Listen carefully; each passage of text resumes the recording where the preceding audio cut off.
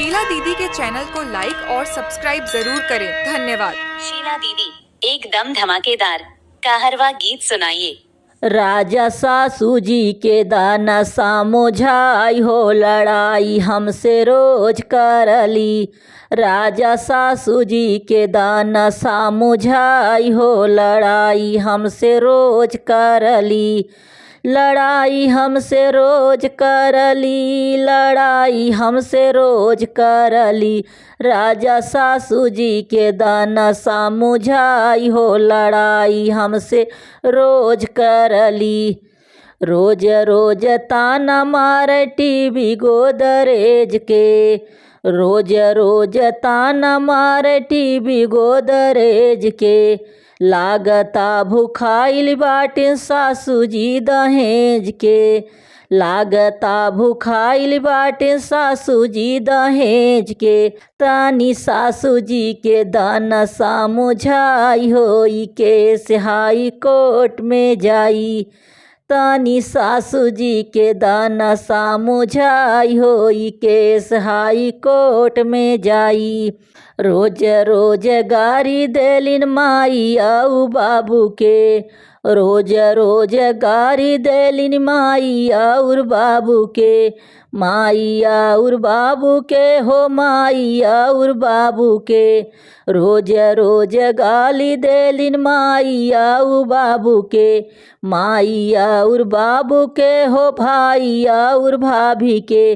तानिए नहु के दना सामुझाई होई के हाई कोर्ट में जाई।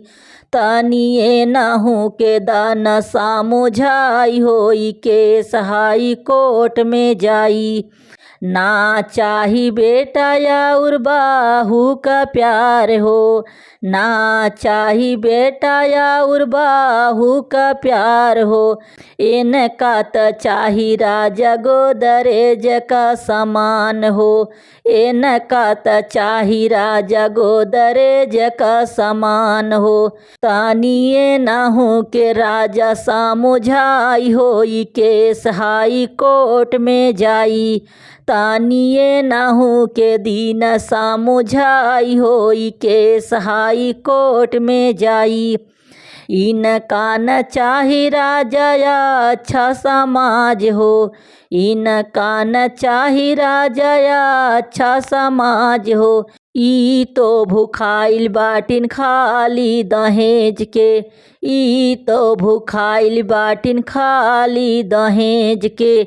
जाने कवन होई इनकर दूर गतिया, जाने कवन होई इनकर दूर गतिया।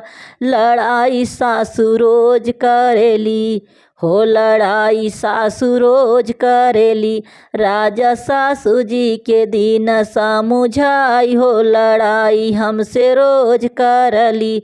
राजा सासू जी के दीन सामुझाई होई के हाई कोर्ट में जाई। राजा सासू जी के दीन सामुझाई होई के हाई कोर्ट में जाई।